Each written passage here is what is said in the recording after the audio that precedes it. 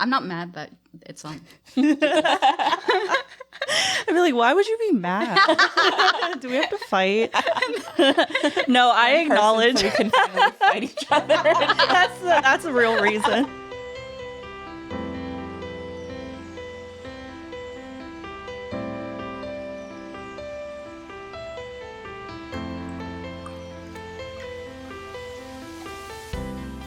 Hi guys, welcome to LoveCast, the Boys Love podcast. I am your host Pixie, and with me are my co-hosts Kayla and Alexa. Hey. Hello. Finally all together. It's weird. It's surreal, to say the least. Very weird. Like, I have been here for 10 days now, basically, in America. So, yeah, it's been fun. Yeah. Yeah, I mean, who would have thought that after almost 2 years we'd be like sitting here in the same room recording an episode together? Yeah. It's kind of wild, but it's also like super exciting. Yeah, it makes me excited for things that we're planning on doing in the future too. Yes. So today we are going through our top 5 BLs of 2020. Just like a preface that we are recording this in the middle of November. Yes. By the time you see it, it's gonna be like the end of the year episode. Mm-hmm. So yeah, who wants to start? Kayla. Okay, well,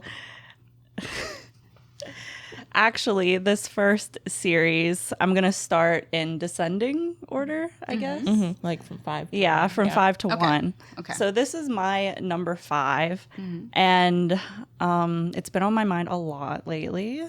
But I think that I really love Cutie Pie. You don't say. I haven't heard anything about that. Literally, like the amount of times I brought up Z and Nunu since we have been together.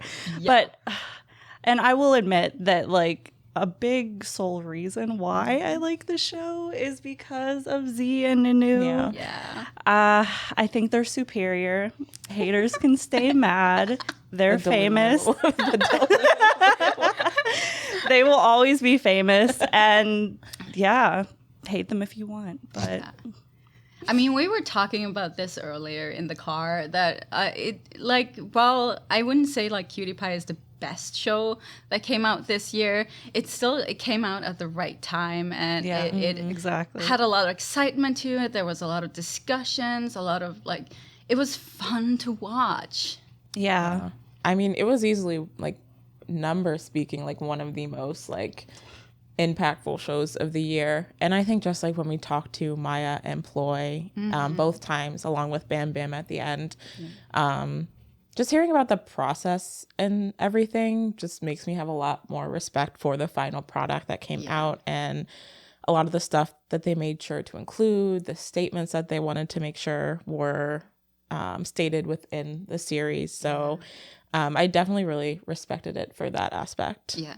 And it was probably one of the most like high quality shows we'd gotten in a while. Mm-hmm. It was before KinnPorsche. Mm-hmm. Yeah. I can't even remember when it came out.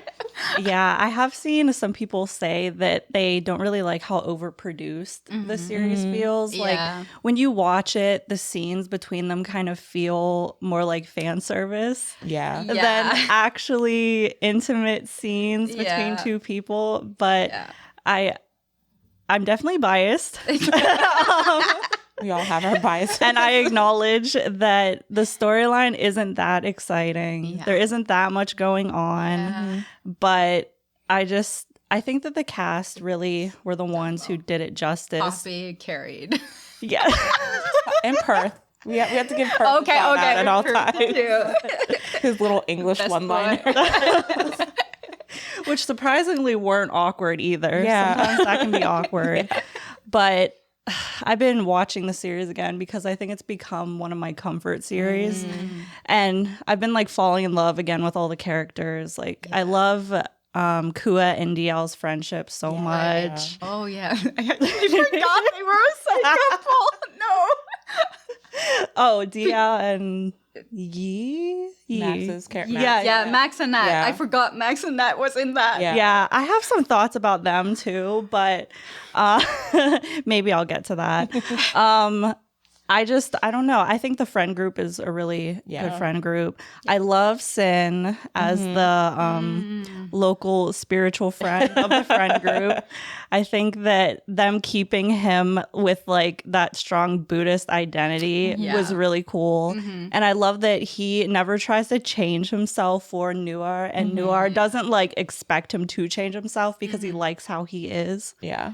So I think that the characters in the show are really what carry it, and maybe actors. I agree. Like, I just wish like the more intimate scenes were less scripted. Like, I have no other way to explain it than because we've been really spoiled lately with the shows that there's been so much natural chemistry that's come from the directors and stuff just letting the actors do whatever they wanted to do.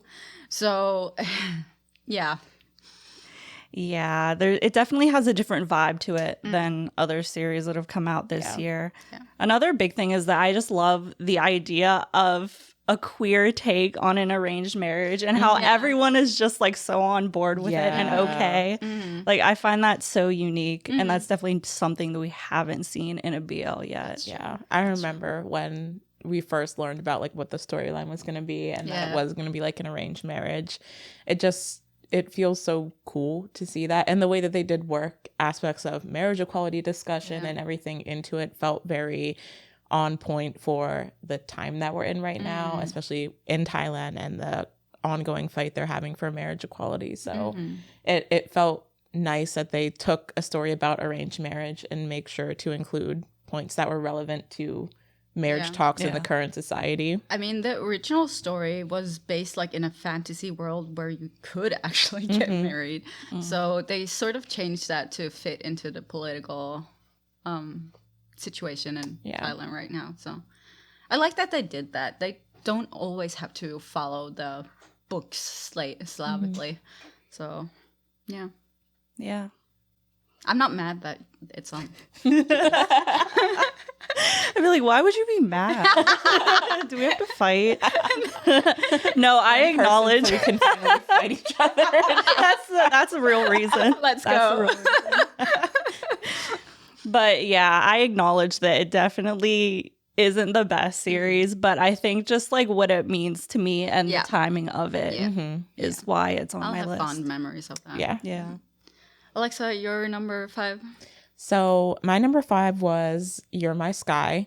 And I had honestly like forgotten about this drama until a couple weeks ago when Casey was asking about people's top BLs of the year. Yeah. But once it came back into the conversation, I was just remembering how much I loved that show and all the different storylines, especially Dome and V were like my like crack cocaine when that show was airing. And like I've talked about it so many times how like I'm not typically a person for like cheating plot lines and stuff like that, but I don't know, just the tension between them and the way their story came about just like really grabbed me in. And talking to like Chris and Porsche and hearing how they went about like getting into that headspace and diving into their characters and the emotions they were feeling. Those two were just like really the selling point of the show for me. And I appreciated like that there were 4 couples in that show. 3 couples, yeah. And like not everyone had a happy ending. Like their story was kind of open-ended. And I think when it comes to stories like that, open endings can have merit. Like I think open endings can be hit or miss, but in the case of Dome and V, it was really fitting for the way their story went throughout the 12 episodes of the show. And I just found myself enjoying all of the pairings. I like how each one had a different vibe.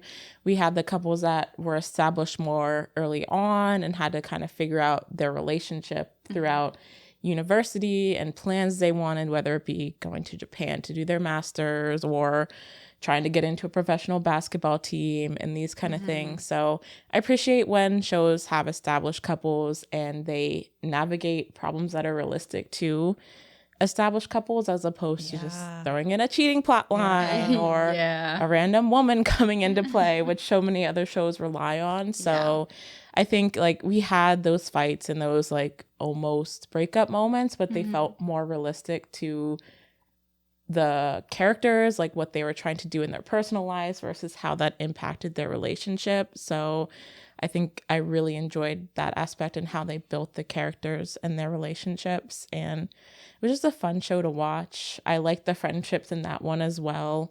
The two different groups between the freshmen and the seniors. And I just enjoyed watching it. I cared about sports for the sake of this show. So that's how you know it's doing something right. But yeah, I just had a lot of fun with it. Yeah. I remember I really liked the aesthetic of the show. Oh, yeah. The symbolism of the colors was really fun.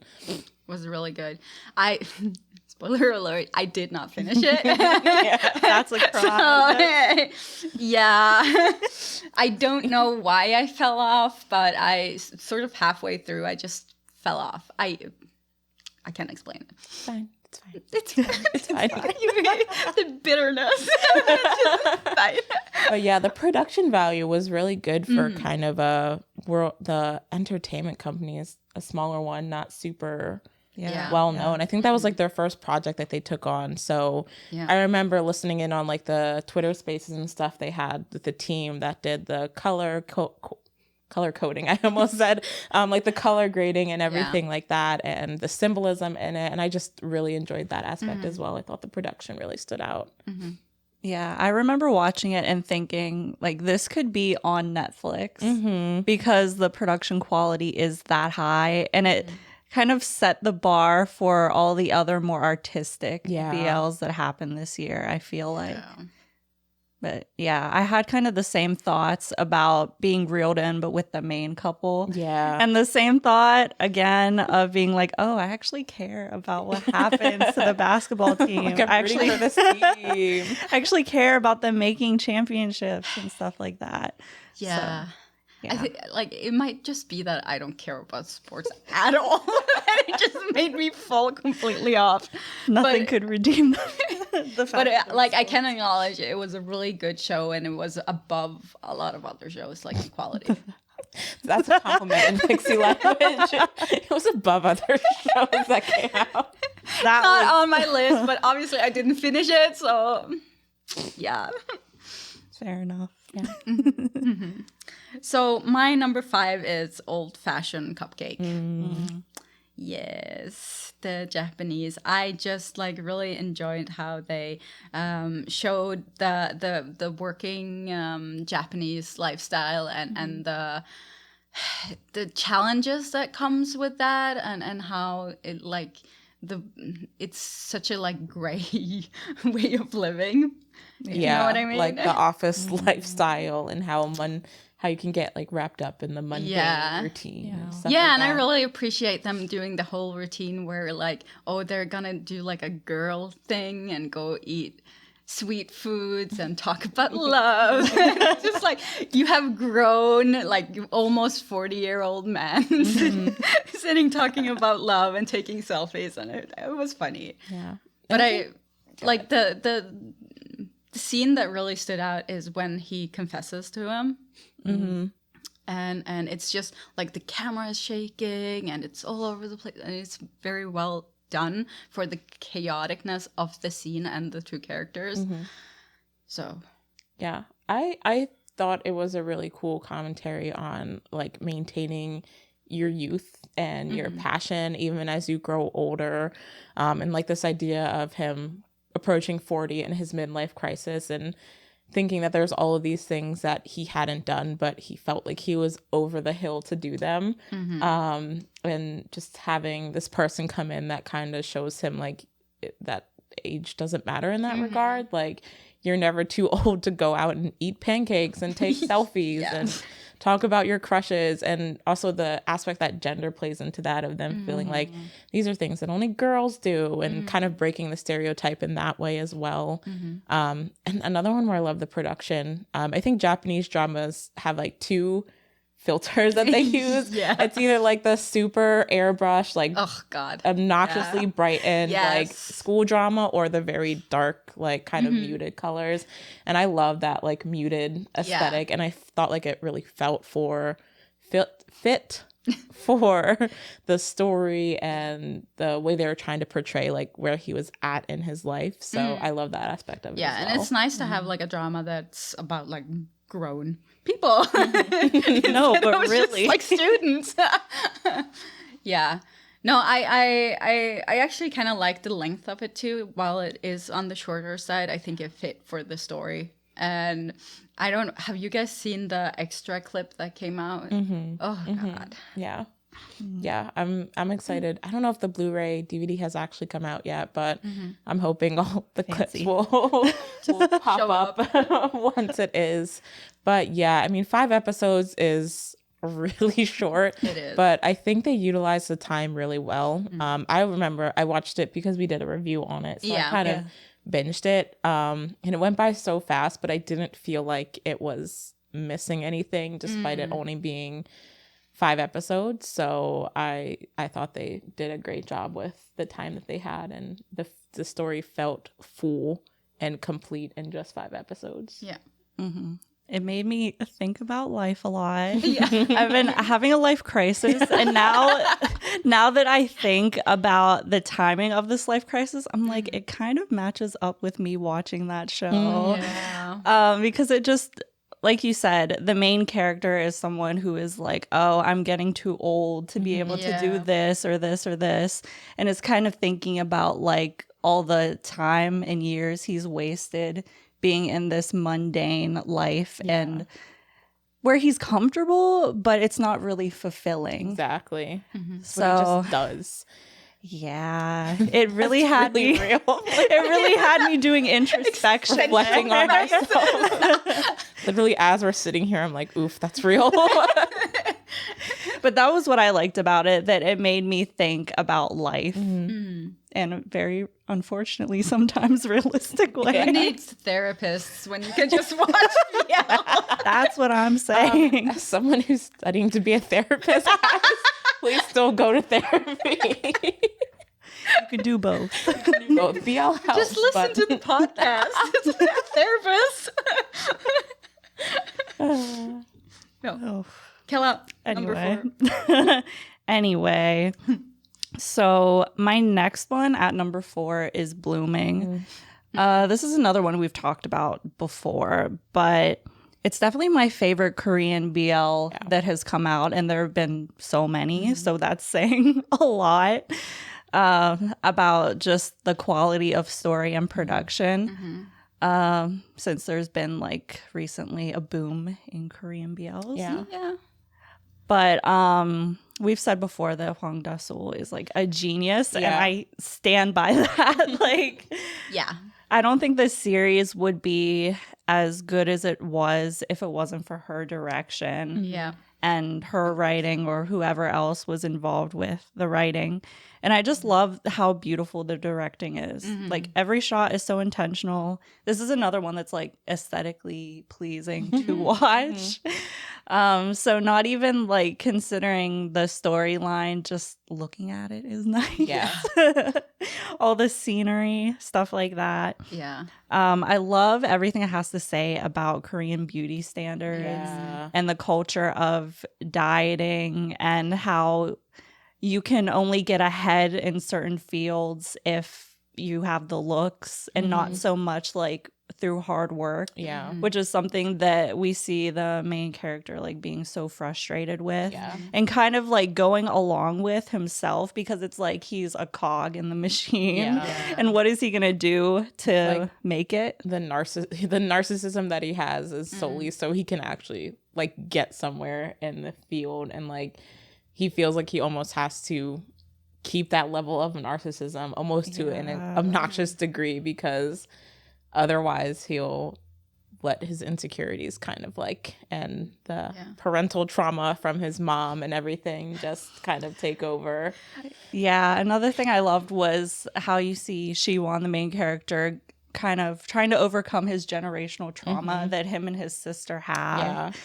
And then it resulting in him having like this blow up fight with his mom Scene where his mom is suddenly like, it's like he finally got through to her and is like, okay, maybe I've been pushing a certain way of life on my kids too much when I should just like let them do their own thing. Yeah. But it's also like the collective parent of color who never actually apologizes. Exactly. Yeah, that's another thing that's too realistic. Yeah. I love that this series is more than a romance story. I think that's why it's really stuck with me, because you do have really soft but like still intimate moments between Siwon and Daeun. I love their chemistry. I love all of their moments together, but I think the thing that kept me watching and keeps me still thinking about it in the back of my head is all the drama with like his family and then like trying to break free of it and understand that like looks aren't everything, even if society is telling you otherwise. I feel like a lot of the shows that came out this year that were on the worst end had a problem with the character development. That's the whole issue with the show. It's basically that there's no character development. But like in Blueming, and it's like Hwang Da-sol has just like this really keen eye for like proper character development and just playing off like tension and all of that, which is amazing. Yeah, I had Blueming on my list at number 2. So I was going back and forth between To My Star 2 and Blueming so much.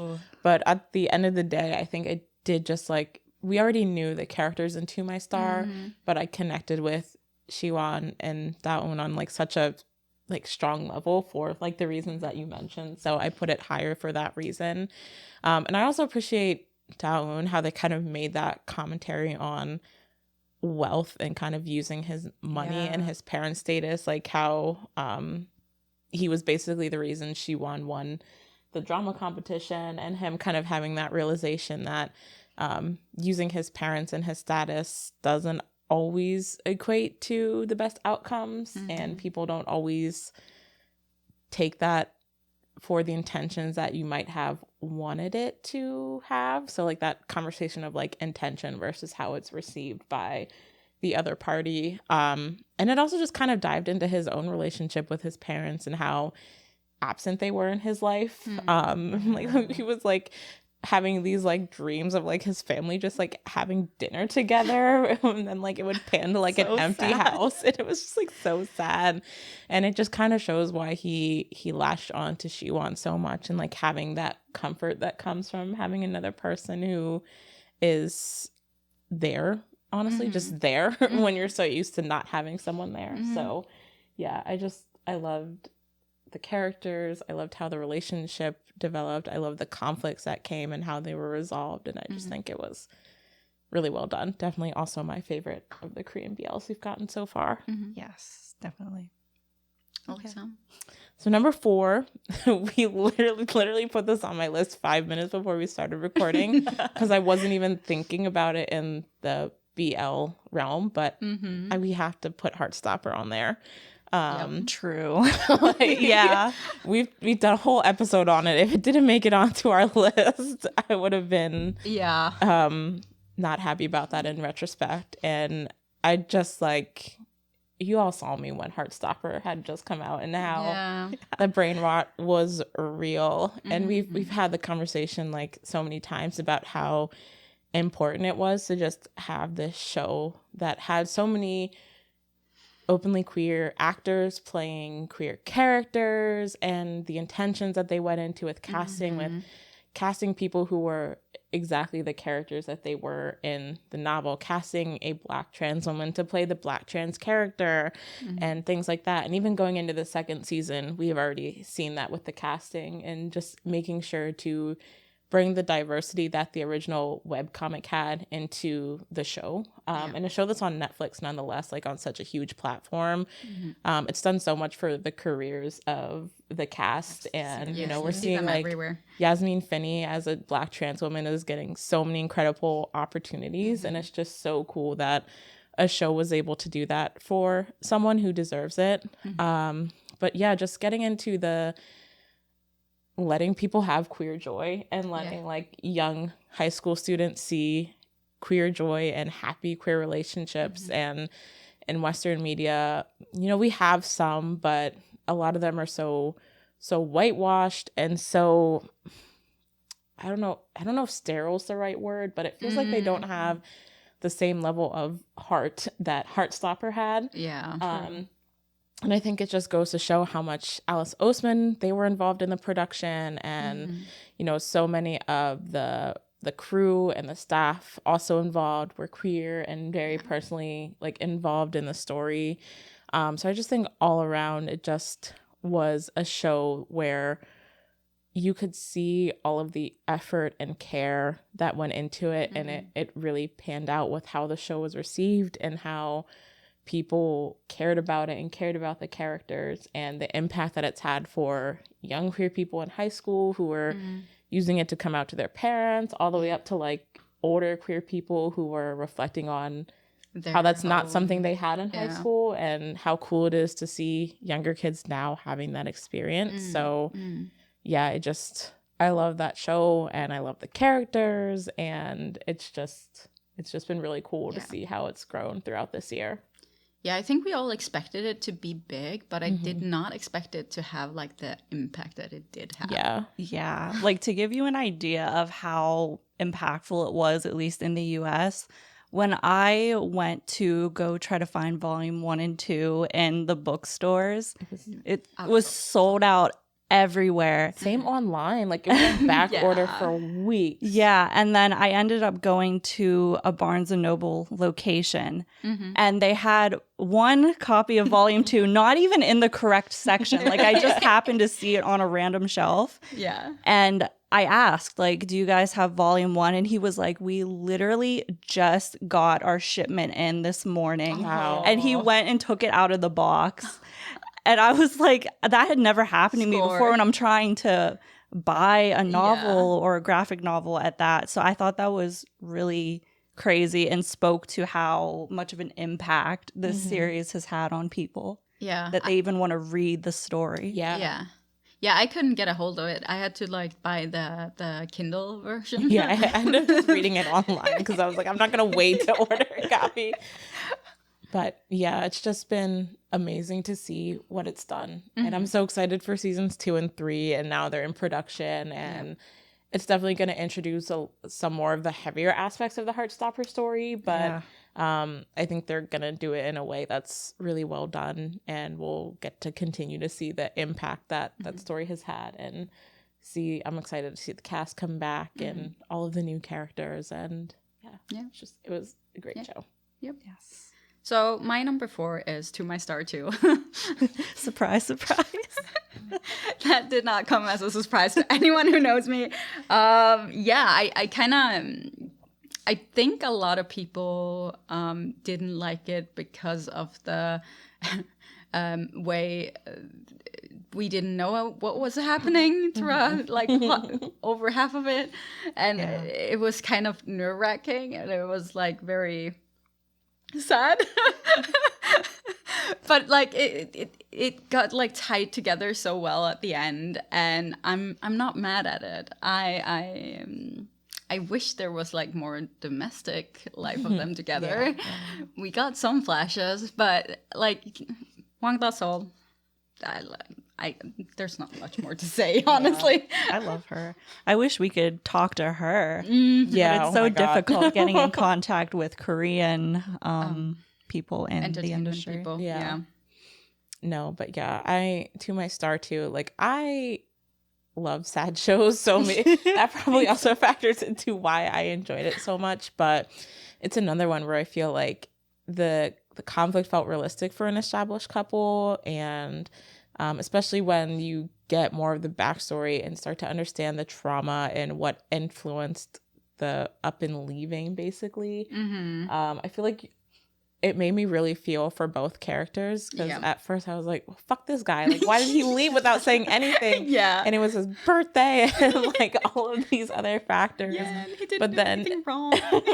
You understand his trauma, and it just like makes you really feel for both of them. Like, I feel like they did a good job of showing that there's no black and white one bad guy in what happened.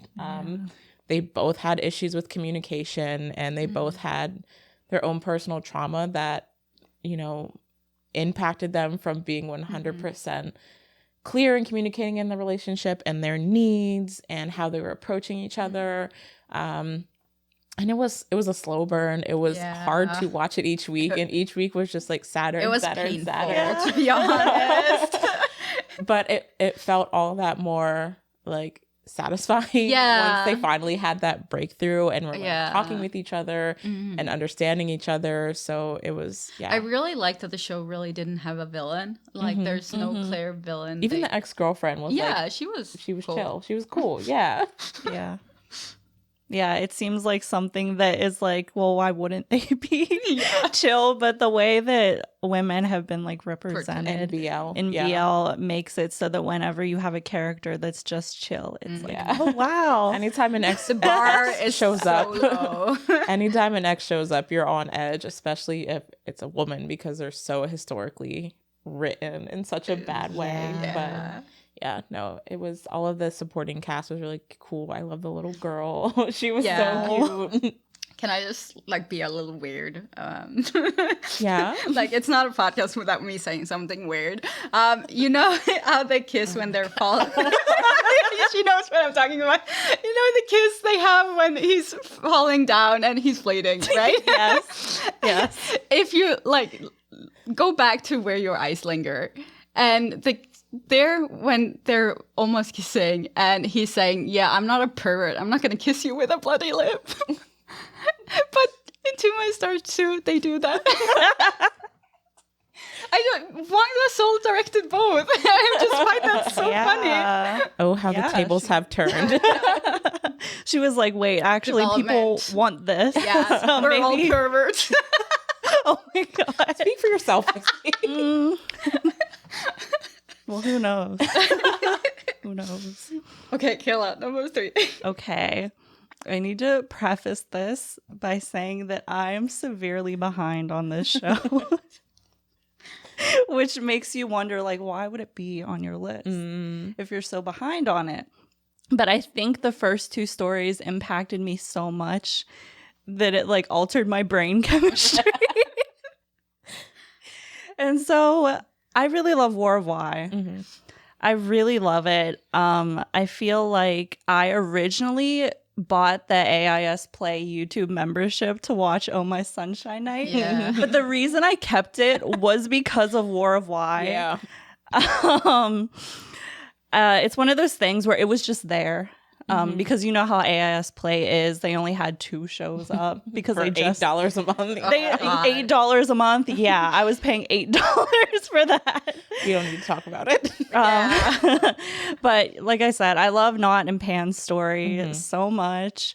I think Pan is a girl boss, gender neutral girl boss. Yes. I love how he ended up exposing everyone who basically abused him. I was going to say wrong, but he was abused by people. Yeah. And then I love Gus and Bu's story too. I think Bu is also a girl boss. That one might be controversial, but the way I look at it is he was deceived and was just getting his revenge. Yeah. So yeah, that's true. Like, all he did was do to them what they did to him. Yeah. So, I mean, it was karma. I haven't started Y Idol yet, I was going to, but then 1,000 other things happened. We won't get into that. But I love that this series takes inspiration from actual events and it's a direct reflection of reality. There are a lot of moments where I was like, this is like Mew art. And yeah. there are a lot of moments where I was like, C. this is like Perth Saint and kind of Z too. Yeah. Saint Z. Z and Saint. Yeah. Yeah. And I just think that's very interesting to see because it's like, as fans, we always hear about these controversial things happen, but it's really just speculation. Yeah. If there's even beef between anyone, but seeing stuff like this portrayed that is so obviously taking inspiration from things that have really happened, it's like, the way I said it before was it's like validating. Yeah. But I also like don't want bad things to happen. Right.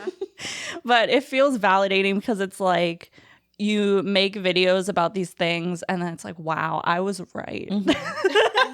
I was right and you all doubted it. Hold on, my phone keeps locking. I love or I feel like this series is a little misunderstood. Yeah. Like we talked in our episode about War of Why, about how there isn't anything to really fangirl over because it's such a dark story. Yeah. And like even the love scenes in it have a way different connotation to them. Yeah. They would describe it as shows. uncomfortable to watch. Yeah. Yeah. And I keep losing my train of thought. I feel like the marketing for the show was also really good. Like leading up to it, all the posters were like the actors posed in action figure boxes, like toys. Right. To kind of like point to the objectification that they go through. And then I was thinking more about the trailers and I was like, you know what? Instead of showing like the actual plot of the show or like a preview of it, they show like a figurative version of what it's about. And I thought that was so cool. Like with Gus and Bu's story, the whole thing is basically a chess match. Right. And them doing like a tango around the managers. Seeing that trailer for the first time, it was just so different, and obviously like at the time you had no idea like what these stories were referencing and like, was there going to be a mafia story involved? Was there going to be like, one of them was like playing the drums and like a school marching band or something, and like just having that like question of like, is this what these stories are going to be about? Like what do these mean? And then being able to go back and see in retrospect like how the symbolism of those original trailers is kind of coming into play is really cool. Yeah. I've seen some people kind of being like, with War of Why, aren't they doing the same thing and using the same tactics in the show that they're critiquing? But I feel like that's part of it. Like I feel like that's what they're trying to do. They want you to sit there and be like, wait, why am I having this exact reaction to this show? Right. Yeah. Because of the content that's in it. No, the whole point of the show is to make you think about how you're reacting to things. So, but I'll honestly, like, the War of Manager part really had me exhausted. There was so much. Yeah, I think that's why I haven't like caught up, because I'm so exhausted from watching those managers go at each other. I'm just Yeah. I think it's hard for people sometimes to watch things that make them call into question like their own actions and consumptions of media, especially when you think about a genre like BL that is so easy to lose yourself in the fantasy of it, and that's honestly what they want you to do because that's what makes them money. So, and like that's fair that a lot of people do just want to watch it for the fantasy aspect and the silly little romances. Like we all need that sometimes, but I think that's a lot of the reason why it's been hard for people to latch onto the show and like get into the stories and honestly even pay attention to it, because I think some people don't want to confront those realities sometimes. But I think the thought-provoking aspect of it is what's really interesting. And when I'm thinking about the way the show is advertising and the way they're telling the stories and the way I'm watching them, like that self-reflection is really cool. And I think it really influences the way I've approached watching the I am the non-English speaker here. What is happening? This is me for 2 years. My words get ahead of my thoughts and I just jumble them. Yeah. And now I lost my train of thought. But watching the series and just how it causes you to reflect on how you interact with the actors who are involved in the show and the way they're promoting the show outside of the series as their BL pairings in real life and stuff like that. It's just like, it's like this circle of thinking about how you're interacting with it and how you're enjoying it and what that means and stuff like that. And it's just like it's like confusing. It is. But it's fun to like think about and really like interesting to think about. Yeah. I will say it's very fun to watch like people we know from the industry pop up in the series. Like I saw a clip of Pinu Yeah. in the newest. Santa and Earth were in there. Yeah. Max and Nat were there. Yeah, it's just sprinkled across every story. Yeah, it's very meta, the whole thing. Yeah. I love stuff like that. So, Alexa, number 3. So my number 3, and I feel like I'm the only person that cares about this show, but it's Vice Versa. I haven't seen it. Yeah, I'm like, I think I'm the only tried. person. Listen, this show, like Jimmy and C in this show have had me in a chokehold since it finished. And I know Pixie wouldn't like it because she liked Jimmy when he was angry. Yeah, he's too cute. I can't do it. But I liked him when he was angry. But in this show, they literally comment multiple times about how drunk in love he is with Tole, who is C's character. Yeah. But I don't know what it was about this show. Like, it was really like one of the few GMM TV shows this year that I really like had me so locked in that I was like watching the episodes as soon as they came out every week. And like GMM TV has put out a lot of great stuff this year, thinking about the Eclipse and even going back into like Not Me and Bad Buddy, which technically finished in 2022. But something about Vice Versa, like the parallel universe storyline and just the way that it all came together. The color symbolism was really cool. I'll admit that was cool. Thank you. Thank you. But I don't know. The show has just like, I think I like Kayla for Xenanu. I think my bias for C and Jimmy has just like, I've been obsessed with C. He's literally my lock screen right now. So I think that played into it as well. But I just really enjoyed how they brought their story to life. And I thought the storytelling of the parallel universe was really unique. I know there was some plot holes in it and like that's to be expected with a GMM TV show. But I just thought it came together really coolly, and the use of like homages to their other BLs. Like my favorite thing about it is that the universe that Tale and Puen got transferred into is like a BL universe. Like Kai and Third are like people in that universe, and like they're like they run their like review channel like in that universe, and like Third is like reviewing their movies and stuff like that. So I thought like the tidbits like that were really cool. There's like homages to Together and everything like that. There's a lot of great cameos. Milk and Love had a cameo. Tay had a cameo. Perth, Love by Chance Perth, who's now under GMM TV, had a cameo. So it just felt like a really fun show to watch. I was enjoying every week. I really liked the way the relationship progressed.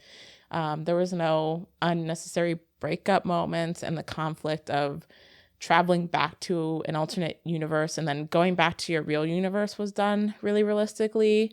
I know like one of the big things is that people were upset about how little screen time and Nanon ended up having, but like they were always meant to be kind of like guest roles. So, you know, I think that was a thing that deterred a lot of people from finishing it, is if they started it for those two and then realized how much they weren't really in it, which is kind of frustrating. I feel like that's a little bit weird because they weren't like the main couple. I saw a lot of them like why were they on the poster, but it's like they were showing their alternate selves versus like their real selves. So like it was kind of frustrating to see that commentary, but like at the end of the day, I enjoyed the roles that they had and seeing them in their alternate universe as well. The alternate universe is getting very confusing, but yeah, I just had a lot of fun with it, and I recommend it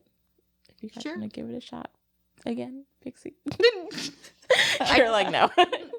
No promises. It sounds like something I would like because I love the little Easter egg things from other shows. Like, I'll probably like the story. I just can't get over Jimmy. I can't get over that it. was the deal breaker. Yeah, no, but it's Jimmy. so weird. He's so cute though. Yeah, he's cute. He's like, no, I'm not about it. No, I'm not. I need angry Jimmy.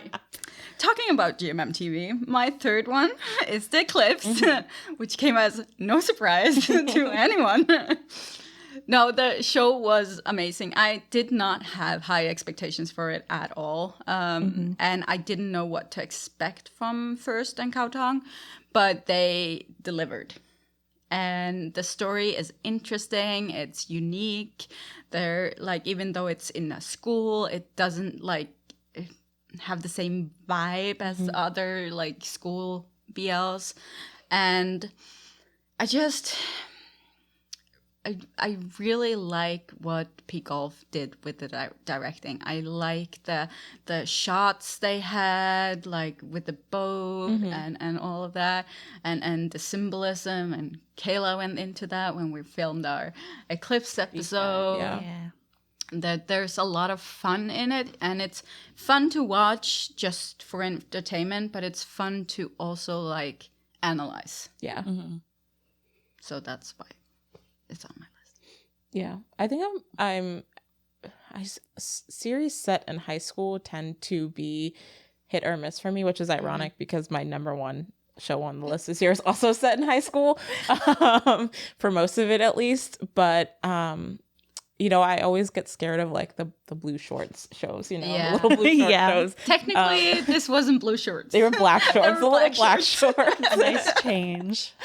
But I felt like the way that the school and the school environment was kind of worked into the show and the curse and the conflict around it, like you weren't caught up in the fact that they were still in high school, and it had a level of maturity that I think some of the other high school centered BLs in the past have lacked, which is fair because they're high schoolers and like they're going to be immature, but that's not necessarily appealing to me anymore as someone who is almost 30.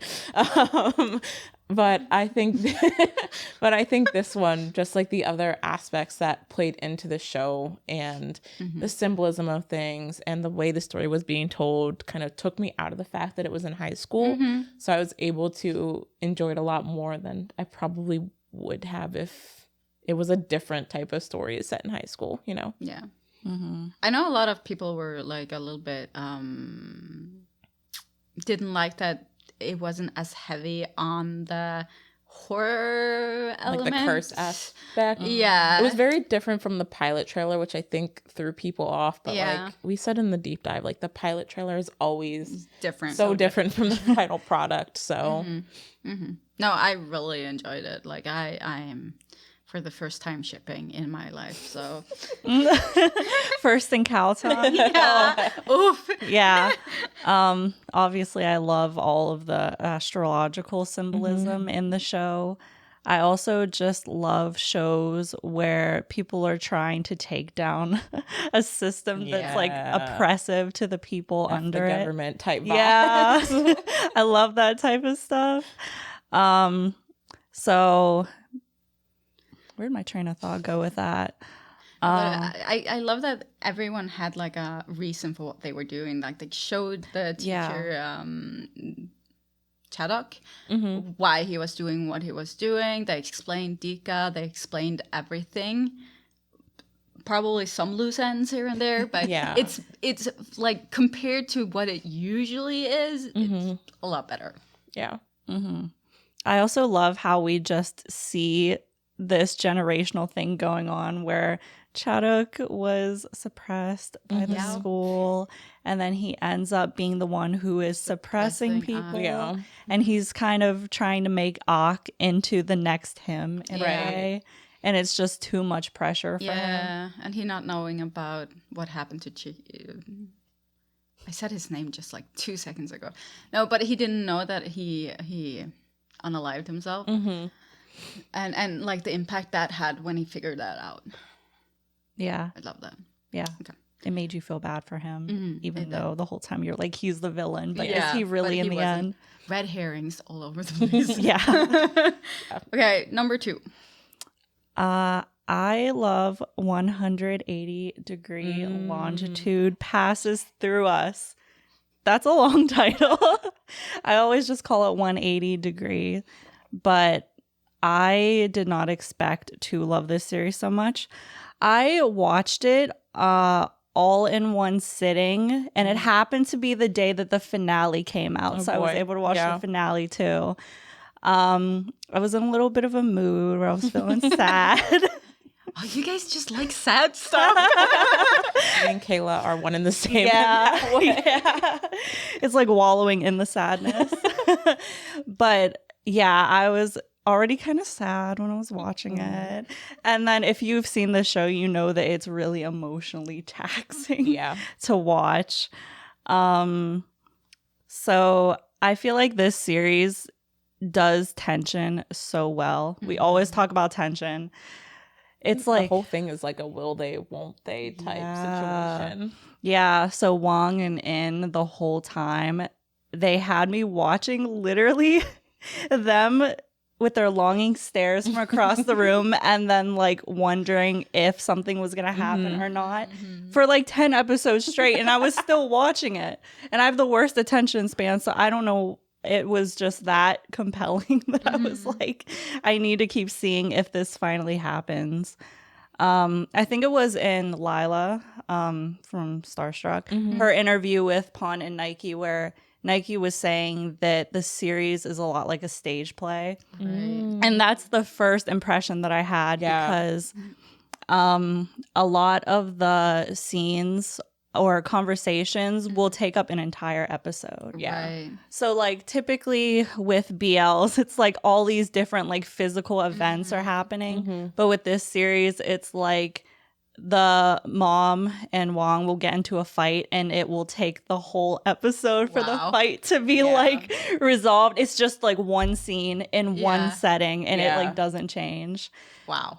Which sounds kind of boring. Sounds horrible.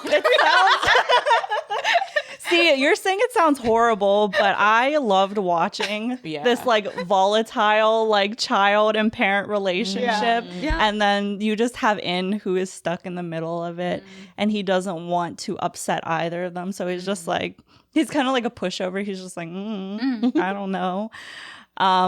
Surprisingly, I didn't get bored watching this series. And I think it's because the tension kept me just like going. I was so curious what was going to happen. It almost feels like you're eavesdropping. Yeah. Like it's almost like reality television. Fly on the wall kind of thing. Yeah. I saw a lot of conversation, maybe not a lot of, but I saw some conversation kind of like in the is this a BL realm, because I guess the ending does like kind of subverts like every BL trope. But yes, so the ending, spoiler alert, they don't end up together. Wow. So the whole time, even though I feel like you're cheering for them to be able to overcome everything and get together, there just ends up being too much emotional baggage for it to ever be plausible, at least like at this point in Wong's life, because he's still like pretty young. He's like a college student. So it's like there just isn't, I guess, it's just not the right timing. That's the main thing. And also, if you just think about the storyline, it's pretty complex. Like he is in love with the guy that his dad was secretly with when wanted to be with. That's another thing, is they were never actually together, and the night that the dad confesses to his friend, he gets rejected and then he dies. And it's like up for debate if he dies like purposefully or if it was an This accident. sounds like mental trauma. Yeah. From watching a show, and I'm not. You're not compelling me to watch it. I'm gonna be honest. It is mental trauma. Yeah. But I interpret the ending as kind of being like sometimes no matter how hard you try to kind of like break the, once again, we keep saying generational trauma. I feel like that's what everything comes back to. Do maybe some people on this podcast have some generational trauma? That seems to be what I'm drawn to. But I interpreted it as like sometimes no matter how hard you try to be like the generation that breaks free from it, sometimes you just can't. Yeah. Sometimes the people in your life, like Wong's mom, for example, she's one of those people who never apologize or like, I'm always right and this is what I want for your life and this is what's going to happen. Sometimes you just can't like break through and you have to just go with whatever they want. Yeah. Not so much what you would like. Yeah. Talk about a realistic ending there. Yeah, it was realistic. I loved it though. I think that made me love this series more, knowing how realistic the ending was. Yeah. Alexa, number 2. So my number 2 was Blueming, and we already talked about it. So I'll just skip to my number 1, and then maybe I'll do one of my honorable mentions. Let me go back around. But for my number 1, I had my Only 12%, which was the Santa and Earth drama that just finished the other week. And this was one I had no expectations for. Like I just said, like high school dramas aren't typically my thing. The plot, like I thought the plot was really interesting because I love friends to lovers. Like, you know, enemies to lovers is usually people's kryptonite, but like friends to lovers and like childhood friends to lovers, that is like everything to me. So I feel like I started watching for that aspect, but I just like, there was so much good in that show that kept me coming back each week. Obviously we know Earth is an incredible actor. We've seen him in so many shows, just like giving 100%. But Santa really surprised me in this. I know this was only his second project after his 7 projects story with Earth. So just the level of emotional depth he was able to bring to the character of Cake, who on the surface level is very much like a dude bro, doesn't care about anything, just likes to make dirty jokes with his friends, like typical high school student. But watching his character kind of go through that realization of realizing he's in love with his best friend, particularly right before his family is going to move to another country, was super well done. And just like the understated emotional moments he had were really great. They did an incredible job with Yu, which is Earth's character, coming into realizing his feelings for Cake, which happened much earlier on. And they used Love of Siam, which is like one of the most iconic time movies, as kind of like the catalyst of him realizing like, oh, I think I feel that way about Cake. But in the movie, no one sees them loving each other as a good thing. So like, am I doing something wrong type of storyline? Oh my God, I cried so much during those scenes. But like the actress who plays his sister is actually the author of the novel. Oh, that's so cool. She was like an amazing actress. Like I was shocked. Like sometimes really cool. Like actors will give themselves a cameo, but she was honestly like a support role in the show, and she was great. But like she was such a great support system for them, and they had a lot of really great scenes together. I enjoyed the timeline. I think the pacing at the end got a little bit rushed when we got into like the final couple episodes, but once Cake came back to Thailand and they were kind of in university, that's when their relationship really started taking off, and they kind of mutually understood their feelings for each other. They were so sickeningly sweet, but like in the best possible way, like kicking my feet while I was lying in bed type cute scenes. But yeah, I was just like, every single episode kept me so engaged, and I really liked seeing the relationship develop. It's another one where there's not a lot of like physical events happening. It's a lot of like internal realizations and small conversations that kind of allude to how their relationship is changing. A lot of expressions that show, you know, what's going on in their mind type thing. But yeah, it just really took me by surprise. I think it really delivered on everything that Santa and Earth told us would, in terms of the nostalgia and the feel-good moments and watching the relationship develop. Like, I just like was totally taken aback by how much I enjoyed watching it every episode, and how I felt coming off of it in the final episode. It just felt so well concluded, and like such a fulfilling show in the end. Despite having some quips about the pacing in the last couple episodes there, when it came to like their relationship and how it ended there, it just felt like I had zero complaints in that regard, which is like rare for me to go into a show and have like zero complaints about how the main relationship came together. So yeah, I just like, I can't recommend it enough. It's definitely emotional. Like, I don't think it's sad, which is I think what deterred a lot of people from starting it, but it's a very emotional show.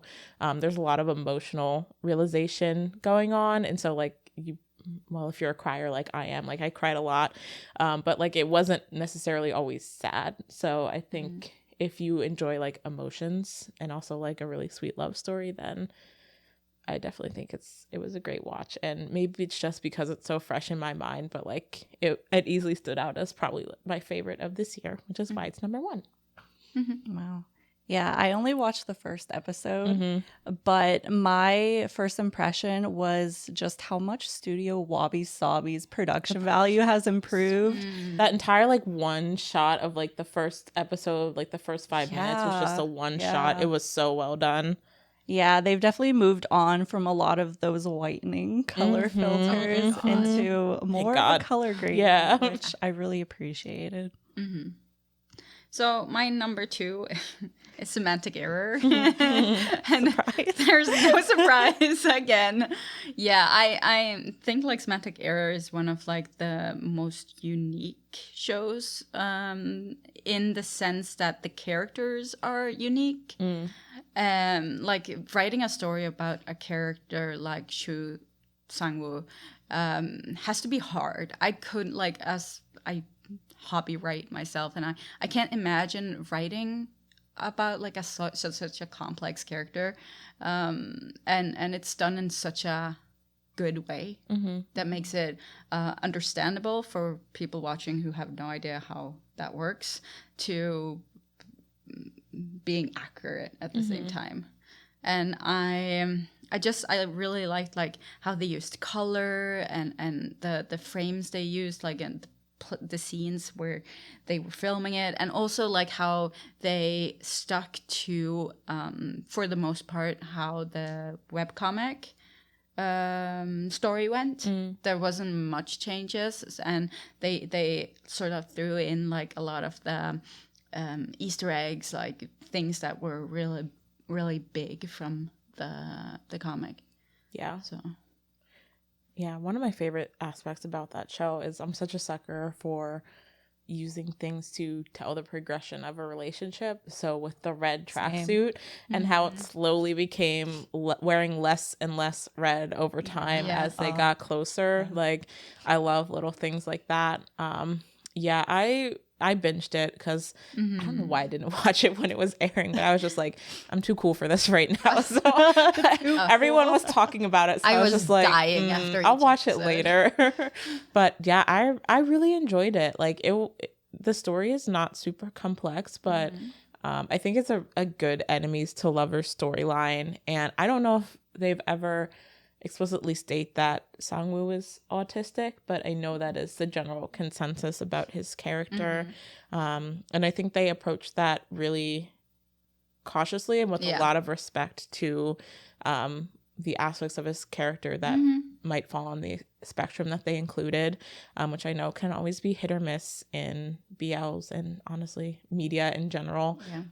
So I really appreciated that aspect, and I thought that Jae-chan, who was the actor, did really well with it. And it's just been really cool to see how Soham and Jae-chan talk about the show, and how proud they are of the show and the success it's gotten. And like even Soham from the military is like posting every time they win an award. And you know, I don't think anyone ever expected a Korean BL, at least not at this point, to get into the mainstream the way it has. But they've won mainstream awards, like popularity awards. They've been talking about it on variety shows that are like popular variety shows on Korean television. So like this was like the Korean Heartstopper in terms of like the way it came into the media in Korea, and that's like really cool to see. I remember seeing on Twitter like some members of DKC got the question if it was cringe seeing him on screen, and they were just like, no, why would it be cringe? It's just like, it's just a normal relationship. What are you talking about? And I love that. Yeah, them being really supportive of him in the series. Especially in the face of like leading questions like that. Which I know they've definitely gotten some that I've seen on Twitter and stuff of like some of the questions people have asked them about the show were really weird, but they've handled everything with grace. Well. And like you can see that they care about the show and the community that it's words just left my brain. But like the queer community that's being represented through the show. And I think Jae-chan said like, or actually it was Soham, I think, who like when he was still with his like former company that K&K was under, like he got an approach to do BLs before and they didn't want him to do it. But now that he kind of like left and was in a place where he had that opportunity, he was really excited to do so. So yeah, it's awesome I love to see how it's taken off on the impact that it's had. Yeah, not just doing it for the money. Yeah. Kayla, number 1. So my number 1 is KinnPorsche. I'm not exaggerating when I say that I spend at least 3 to 4 hours a day thinking about KinnPorsche. I like, put in my headphones and like maladaptive daydream about KinnPorsche for hours. I don't know what it is, but yeah, it's just like this is the series on my list that I think about the most, I revisit the most and watch scenes from again. There's just something about it that really stuck with me and never left. I don't know if it was like partially because I was reacting to it, so I got to really think in depth about every single detail in the show. But it really did make me appreciate a lot of the debates that came up in the fandom. I love how fiery KinnPorsche's relationship is. And I love that they're both hot-tempered and like seeing that play into their dynamic. I love that the story is so adult. Like we never see action sequences or violence or just like more explicit, I guess, material in BLs. So I really loved that it was a harsh turn away from stuff that we've seen before. Even if you think about Trapped, it wasn't even, I feel like, anywhere near as intense. I honestly, when I think about Trapped, I'm just like it's fluffy. Like, a man gets shot, but it's still fluffy. Strangely enough, they're still having cute scenes while shootouts are happening. Anyway, I think that from now on, KinnPorsche is going to be the show that people reference when something has a mafia theme or a darker theme. I noticed that I'm already kind of comparing it to upcoming things. I also, even though the fandom drives me crazy sometimes, I did like how it made me think so much about the Vegas and Pete storyline and like that difference between romanticizing things like SA in a series as opposed to properly depicting them Right. and showing like the severity of the things that are happening. And I go back and forth with Vegas Pete a lot because like I have so much critique of just Vegas's character from a writing standpoint. Yeah. And that's my main reason. But sometimes I feel almost like it's the fandom that romanticizes the show. Yeah. And not 100%. the show itself saying that anything is good necessarily. Even when you think about Kin and Porsche, their first encounter. Because I think the show, like when it came to their first scene, love scene, did a good job of showing how traumatizing that was for Porsche, and what he went through after that. Like that whole episode after, like he was struggling and he had a hard time seeing Kin and approaching Kin. And you know, I don't think they ever tried to show that first encounter as like a good start to their relationship, but I do think a lot of fans in general and viewers in general kind of overlooked it because of how hot it was, and that's a problem across the BL fandom.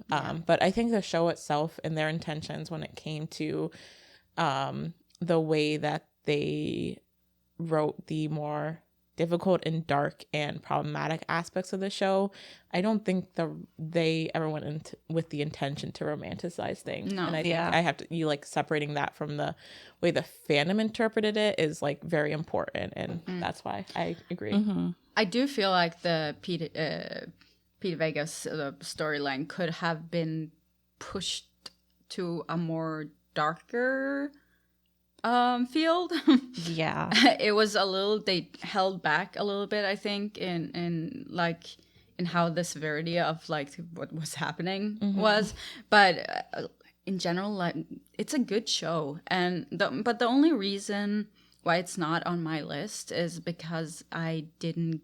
There was just something that didn't like engage me into it. And when you're not engaged in that way and you have like a whole fandom around you like being obsessed, then you're sort of just like, I'm just gonna go and stand over here. Let you guys do you. The people who don't care about Between Us feel right now. Yeah, I've definitely been in their spot.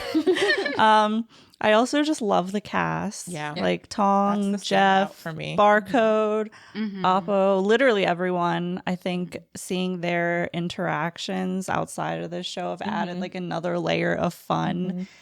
And I'm still waiting for a US tour date. Listen, I didn't forget Beyond Cloud. I was one of the people, like we talked about it in our like review about KinnPorsche. I was literally like, is it necessary? Like, what are they gonna do?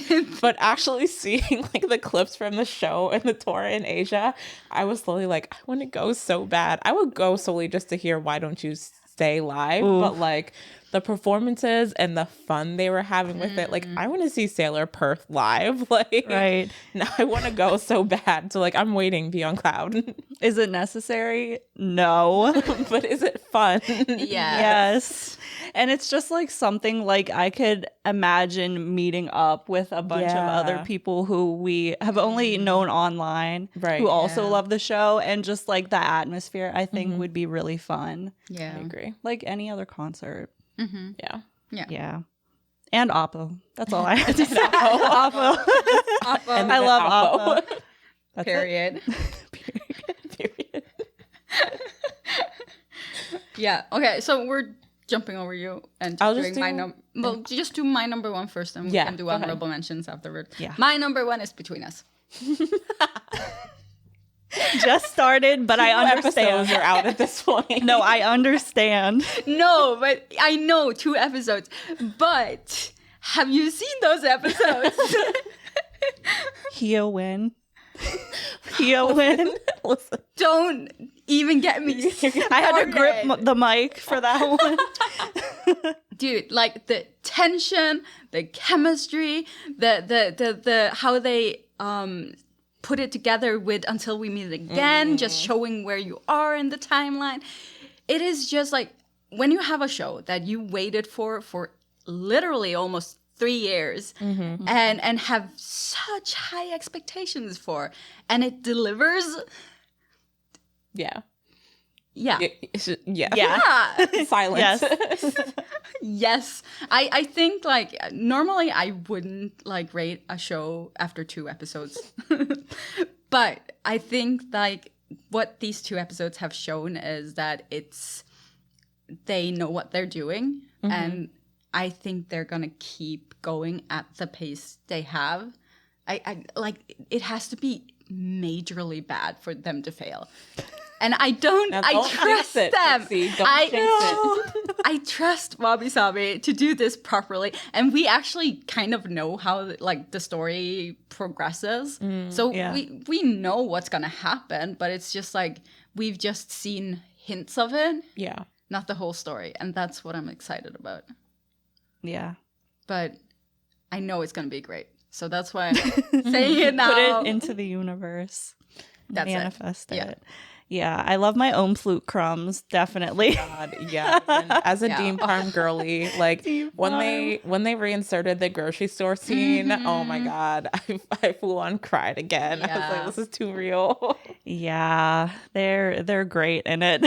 It's not even about them, but I'm like, they're great. Yeah, Dean Parm. Everyone's great in it. Like I even love Manal and the guy, I forget his name. Awesome. Prook, I think. Prook. Yeah. I like them. Yeah. I'm rooting for them. Yeah, the only like A, B, and C are a kind of a little bit annoying, but I think they're supposed to be annoying, so it's fine. That's what I was saying. I think they're the comedic relief for this one, where and I love that Yacht isn't the comedic. Yeah, relief. Yacht is always the comedic relief, and he's finally upgraded.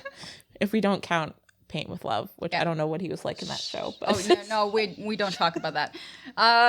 Yeah, well, we're gonna be talking about Between Us for like an hour now if we start. So True. Honorable mentions. Do you have any? Yes, I had 3 other ones that I was fighting for my life trying to include. The first one is Cupid's Last Wish, which I totally forgot was this year. Yeah. We've talked about it before. Yeah. I just like the story. I think it's really unique. I think that even though body swaps have been done a lot of times, the way they transition between Mix and Jan is so cool. Yeah. And I like that it all takes place in like a couple days Yeah. because they're going on a road trip. So it's a show that's short and easy to binge watch. And I would actually recommend binge watching it because I feel like then you'll really be able to feel the urgency of them needing to get stuff done. Maybe a little anxiety too. But Earth and Mix are great. We have the episode about them too. Yeah. So I think that they're just great. I don't have anything to say about it. I just think they're great. And I hope they get a lot more opportunities other than the ones we know they have. Alexa, quick. So my first honorable mention was Love Mechanics. Did not think that I would like that show. Because I'm, like I said before, I'm not like a cheating plotline person, but like it was really well done. Yin and War were amazing. The acting was next level. It like the story was just like super compelling despite all the ups and downs and the kind of circular drama it felt like they were going in and the progression of their relationship. Like I cared about them. I cared about both of them as characters, and I just like enjoyed watching the story despite it having a theme that I'm typically not a fan of. So I think that speaks to how I enjoyed it. Yeah. I'm just gonna go through them quickly without talking a lot about it. But I have three that I sort of kind of wanted to put in, but didn't end there. My Secret Love. I love them. Cute. And we have to support Jamie. Yeah. So that's in there. Choco Milkshake. Nice. It's cute. It's fluffy. It's just like everything you'd want. And it's short and it's on YouTube. And I put Love in the Air. But it would have been on my top 5 list if it wasn't for the second half of it. Yeah. I feel that. Mm-hmm. Yeah. We'll have a review about it, so Yeah. go check it out if you're curious about my thoughts. Yeah. Do you guys have any more? My other two were Secret Crush on You and Something in My Room. Ooh, that's a good one. I don't have much to say about them. I just really enjoyed both of those shows too. Yeah. But I guess there were more shows that I enjoyed even more. Yeah. There have been a lot of good shows this year. It was hard to choose. Yeah, it was. It was really. Yeah. Yeah, my other one was Dear Doctor, I'm Coming for Soul. It's not in car. I was didn't so good finish too. it. Yeah, so. Yeah. Yeah. Awesome. Okay, well, that is it for our episode, this last episode this year. The season finale. Yeah. Yes. So leave a comment with your favorite shows of the year, and we'll see you guys next year. Yeah, thank you so much for all the support in season 2. We've got to do a lot of cool things this year, and we have a lot of exciting plans for next year. So keep supporting us. Hopefully we have more content coming at you really soon. I think by the time this comes out, season 3 will be starting in like a week maybe. So you won't be missing us for long. But yeah, thank you guys for an awesome season. Yes, thank you. All of that. I don't have anything to add. Perfect. Bye. Bye.